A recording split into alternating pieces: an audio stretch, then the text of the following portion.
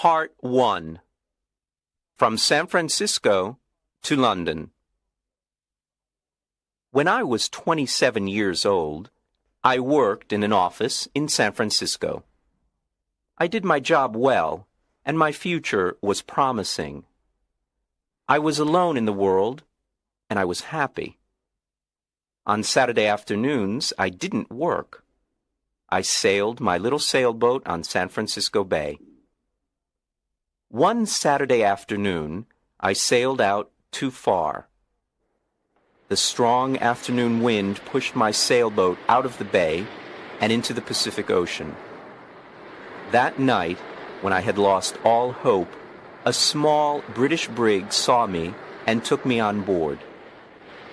The brig was sailing to London. The voyage was long and stormy.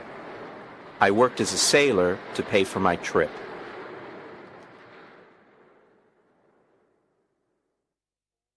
When I arrived in London, my clothes were old and dirty. I had only $1 in my pocket. With this dollar, I ate and slept for the first 24 hours. During the next 24 hours, I didn't eat and I didn't sleep. At about 10 o'clock the following morning, I went to Portland Place. I saw a child walking past holding a big pear. The child ate one small piece and then threw the pear onto the street. I stopped and looked at it. I was very hungry and I really wanted that pear.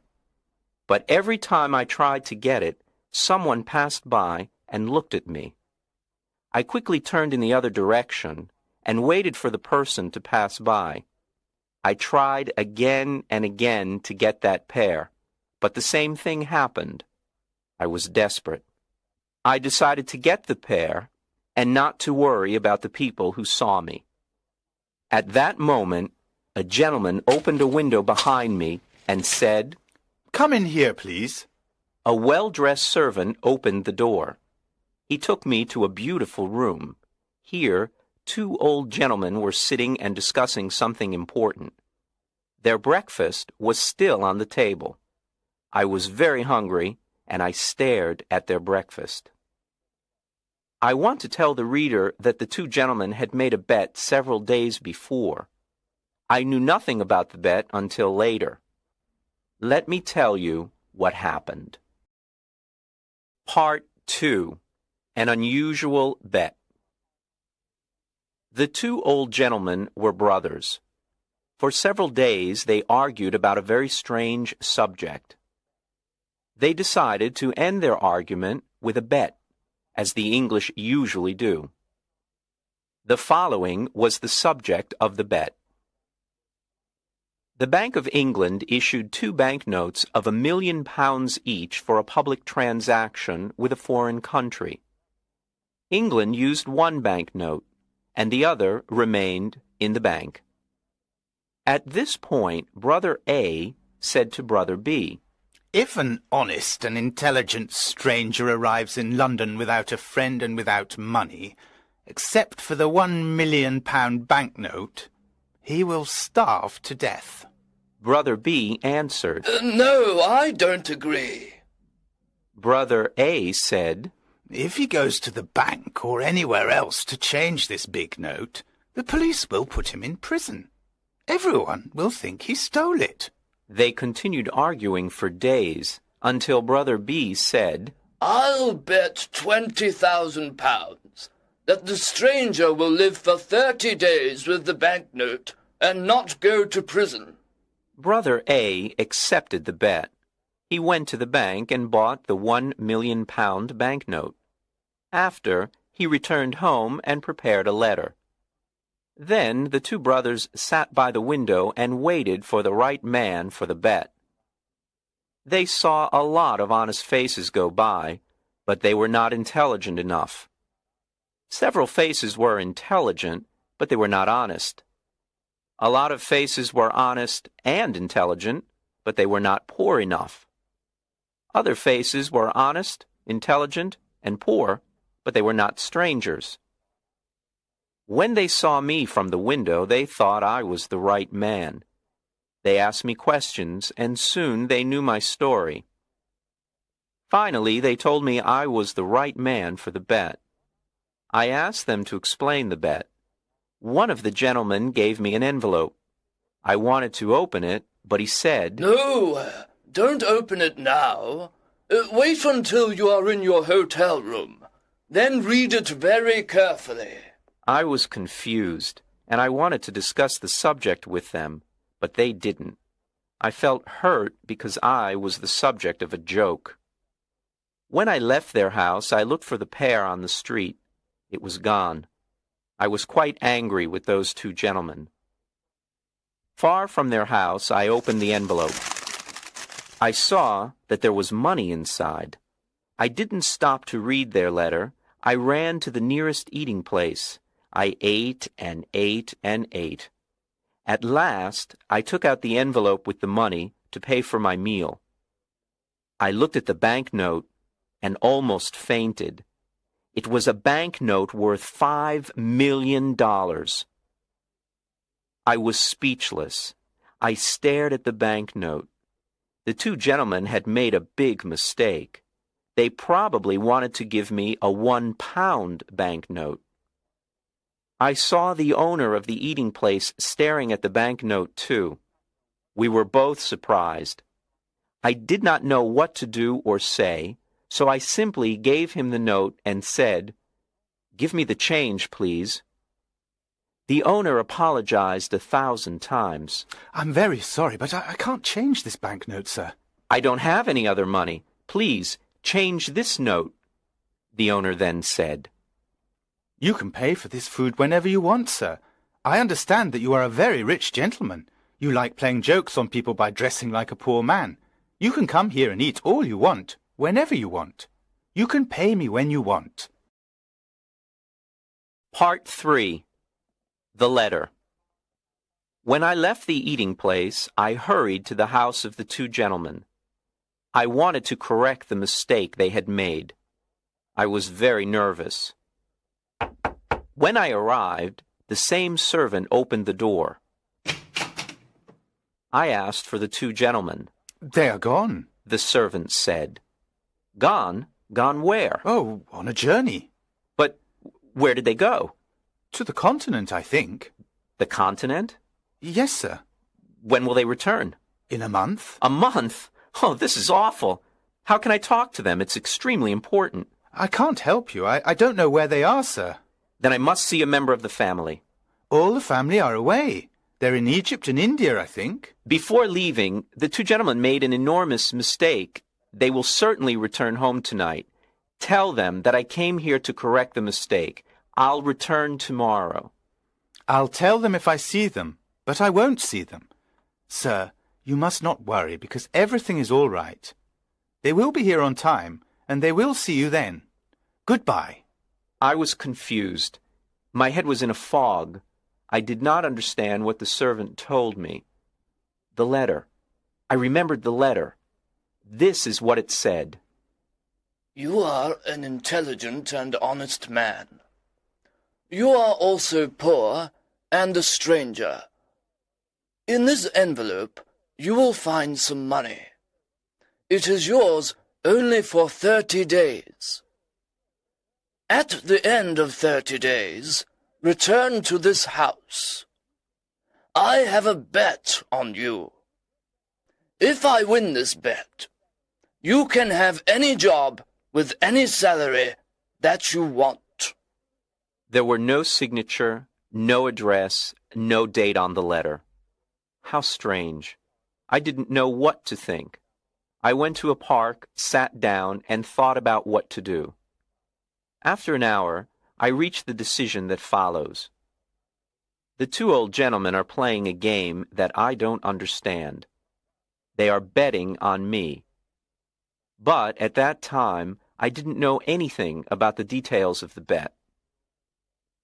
If I go to the Bank of England to return the banknote, the bank will ask me lots of questions.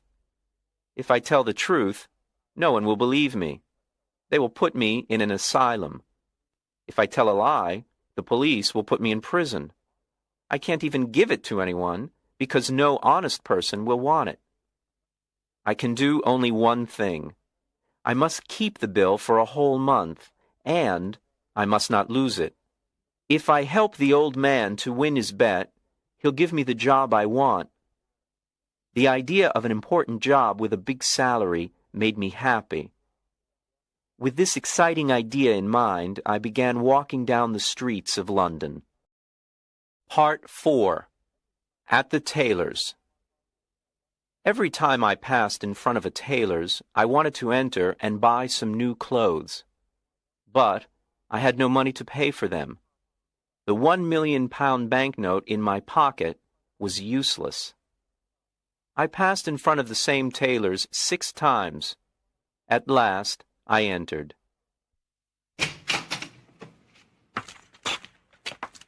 I quietly asked if they had an old, unattractive suit that no one wanted to buy. The man I spoke to nodded his head, but he didn't speak. Then another man looked at me and nodded his head. I went to him, and he said, "One moment, please." After some time, he took me to a back room. He looked at several ugly suits that no one wanted. He chose the worst for me. I really wanted a suit, so I said nothing. It was time to pay. "Can you wait a few days for the money? I haven't got any small change with me." The man said, "Oh, you haven't? Well, I thought gentlemen like you carried large change." "My friend," I replied, "you can't judge a stranger by the clothes he wears. I can pay for this suit, but can you change a large banknote?" "Oh, of course we can change a large banknote," he said coldly. I gave him the banknote. He received it with a smile, a big smile that covered his face. When he read the banknote, his smile disappeared. The owner of the shop came over and asked me, What's the trouble? "There isn't any trouble. I'm waiting for my change." Come, give him his change, Todd, quickly. Todd answered. "It's easy to say, but look at the banknote." The owner looked at the banknote. Then he looked at my package with the ugly suit. Todd! He shouted. You're stupid! How can you sell this unattractive suit to a millionaire?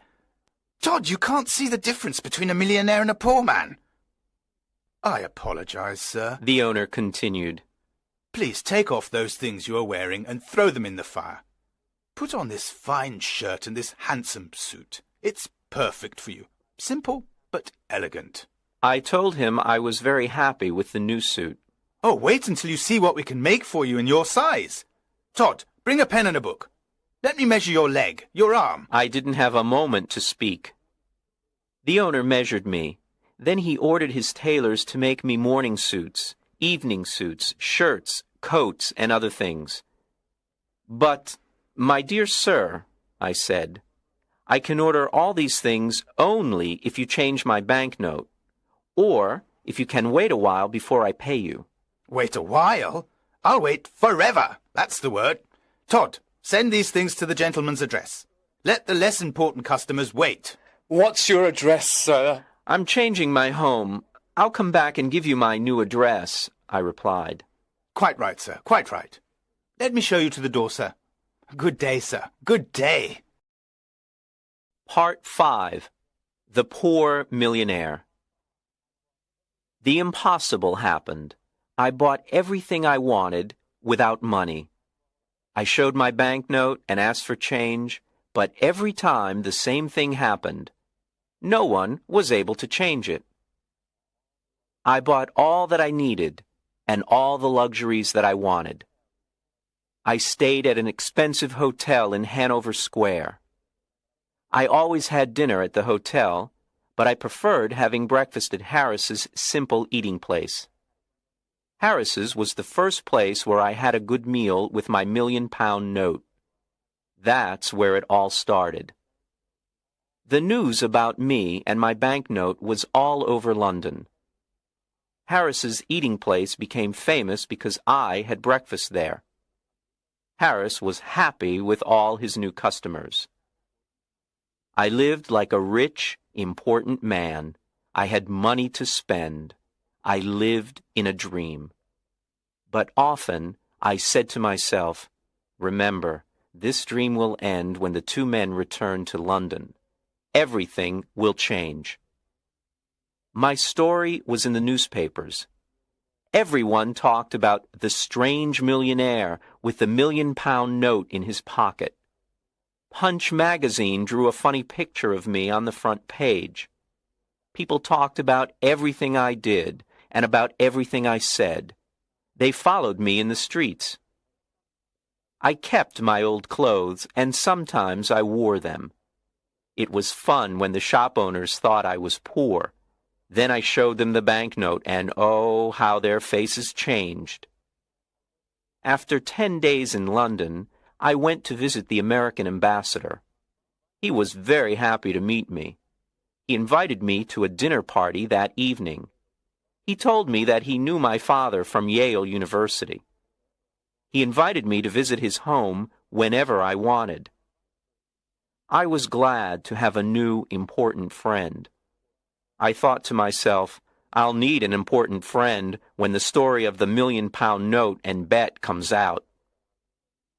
I want the reader to know that I plan to pay back all the shop owners who sold me things on credit. If I win the bet for the old gentleman, I thought, I will have an important job.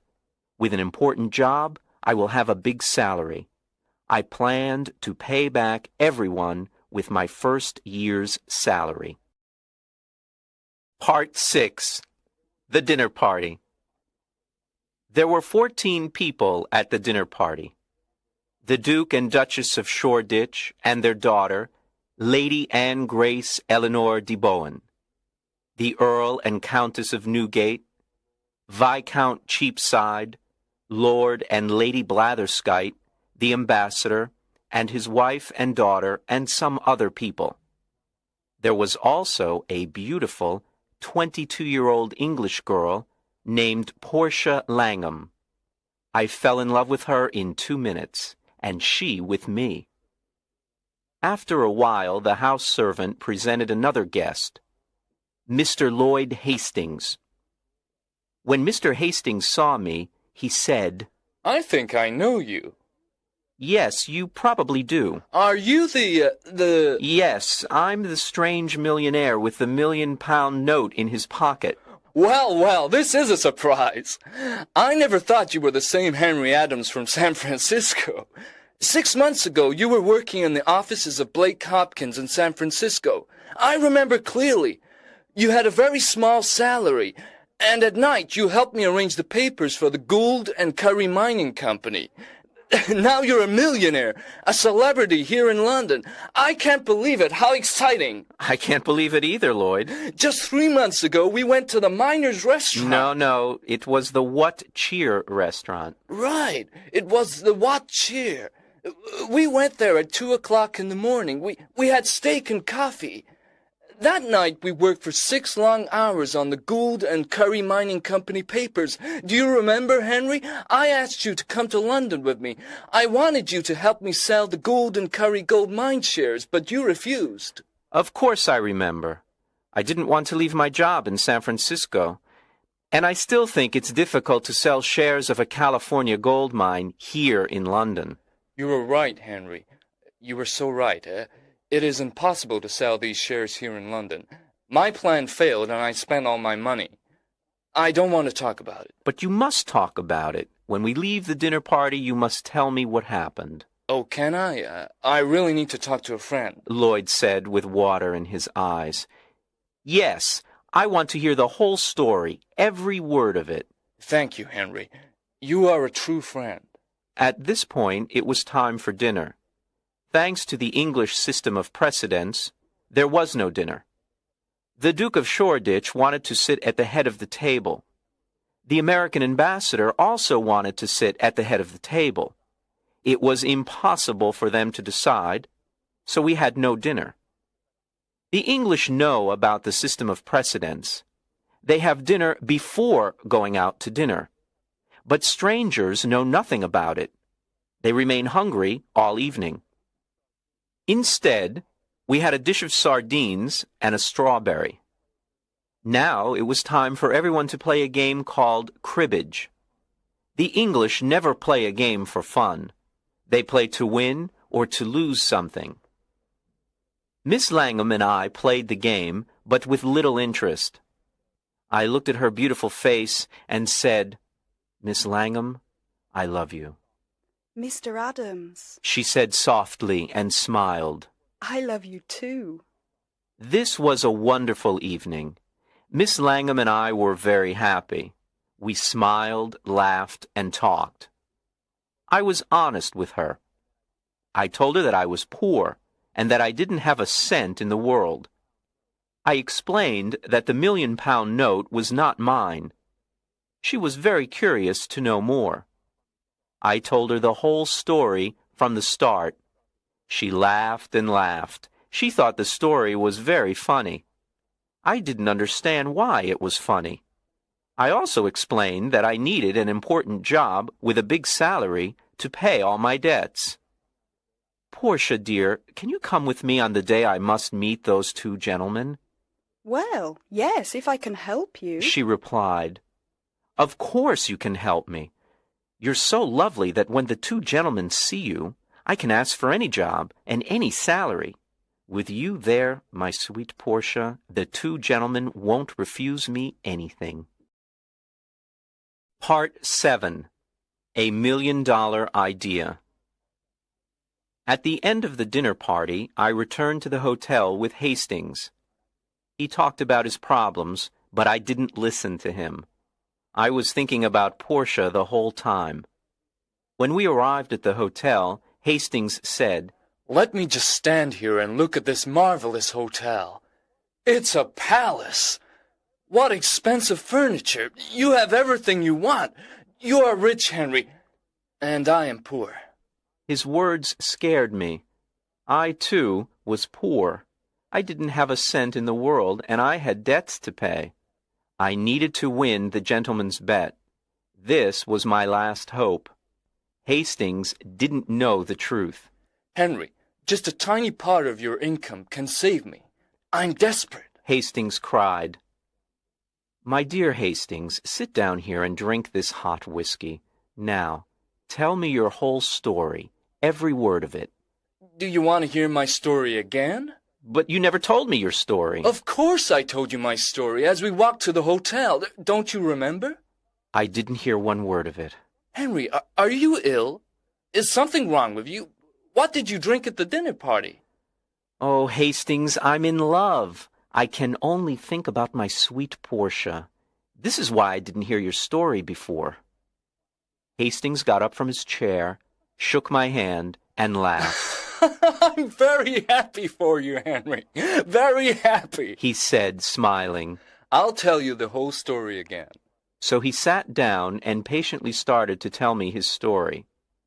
To make a long story short, the owners of the Gould and Curry gold mine sent Henry to England to sell the shares of the mine for $1,000,000. Any money he received over $1,000,000 was his to keep. Hastings' dream was to sell the shares for more than $1,000,000 and become rich. He had only 1 month to sell the shares. He had done everything to sell them, but nobody wanted to buy them. Then he jumped up and cried, "Henry, you can help me. Will you do it?" "Tell me how." "Give me $1,000,000, and I'll sell you all the shares. You will be the new owner of the gold mine. Don't refuse." I didn't know what to say. I wanted to tell Hastings the truth, but then an intelligent idea came to me. I thought about it for a moment, and then calmly said, "I will save you, Lloyd." "Then I am already saved. How can I thank you?" "Let me finish, Lloyd. I will save you, but not in that way. I have a better way. I know everything about that mine. I know its great value. You will sell the shares by using my name. You can send anyone to me. Since people in London know me, I will guarantee the gold mine. In a week or two, you will sell the shares for $3,000,000 by using my name, and will share the money you earn, half to you and half to me." Lloyd was very happy and excited. He danced around the room and laughed. I can use your name! Your name! Think of it! The rich Londoners will run to buy these shares. I'm saved! And I'll never forget you, Henry. Part 8. Back to Portland Place. The next day, all of London talked about the shares of the California gold mine. I stayed in my hotel and said to everyone who came to me, "Yes, I know Mr. Hastings. He's a very honest man, and I know the gold mine, because I lived in the California gold country. It is a mine of great value." People were now interested in buying the shares. I spent every evening with Portia at the American ambassador's house. I didn't tell her about the shares and the mine. It was a surprise. We talked about our love and our future together. Finally, the end of the month arrived. Lots of rich Londoners bought the shares of the mine. I had $1 million of my own in the London and County Bank, and Lloyd did too. It was time to meet with the two old gentlemen. I dressed in my best clothes, and I went to get Portia. Before going to Portland Place, Portia and I talked about the job and the salary. "Portia, you are so beautiful. When the two gentlemen meet you, they'll give me any job and any salary I ask for." Henry, please remember that if we ask for too much, we will get nothing. Then what will happen to us? Don't be afraid, Portia. When we arrived, the same servant opened the door. There were the two old gentlemen having tea. They were surprised to see Portia. I introduced her to them. Then I said, "Gentlemen, I am ready to report to you." We are pleased to hear this, said one gentleman. Now we can decide the bet that my brother Abel and I made. If you won for me, you can have any job in my power. Do you have the £1 million note? "Here it is, sir," and I gave it to him. "I won!" he shouted. "Now what do you say, Abel?" I say he survived, and I lost £20,000. I can't believe it. "I have more to tell you," I said. "But it's a long story. I'll tell you another time. For now, look at this." What? A certificate of deposit for £200,000?